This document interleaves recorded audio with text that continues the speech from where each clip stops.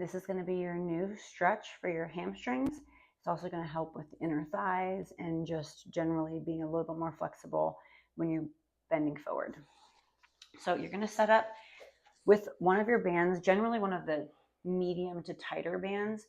The looser band isn't going to do enough. So you want something in the middle. So maybe the one that helps you with sit-ups or something a little higher than that. So you're going to ideally take your shoes off for this one. I just put mine back on, but you're going to start wide. So whatever wide is for you, whether or not wide is a little bit more narrow than me, whatever, right? So just make sure that your toes are staying up and they're not falling in. So if you feel like you can't keep your toes up, then probably reduce that range a little bit and move them in. Okay, I have a little bit more range, so I'm going to go here. Now you're going to hold this in the center. Now, and I want you to first notice how you can sit up tall on your sit bones when you're here versus back on the back of your sit bones. So the front versus the back. So if it feels really hard to sit on the front, reduce that range a little bit. It'll get better. You'll be able to have more soon. So make sure you're sitting up really tall on the top of your sit bones, okay, and chest up high. And then you're going to walk your hands in a little bit, okay, just enough that you feel that deep stretch, okay?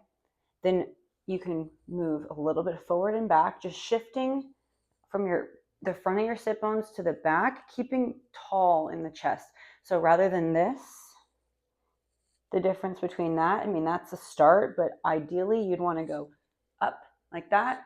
It's a little bit more of a pull and it's way more active, and you're just walking forward and you're going to feel a deeper stretch that way. After we have a few of those, maybe 10, you're going to start to draw a circle.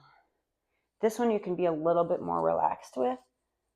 Okay, so I like to draw about 10 of these, both directions, one way. And then you might start to notice that you're loosening up. And if you are, then you can kind of go a little wider or pull your hands down a little bit more.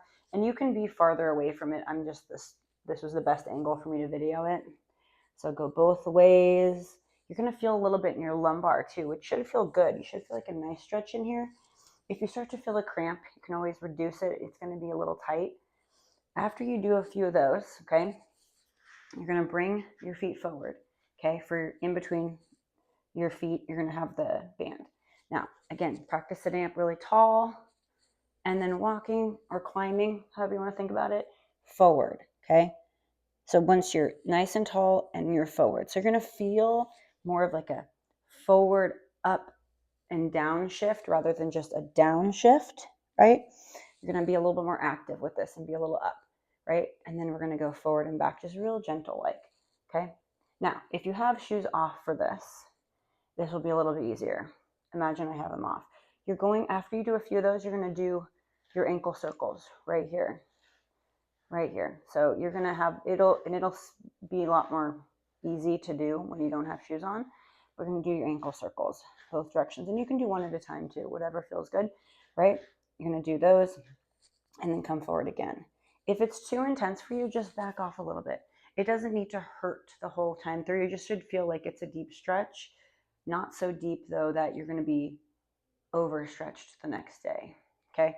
So again, this one, you're going to be forward for this one and you're going to be wide for this one. Good. Okay. Try it out.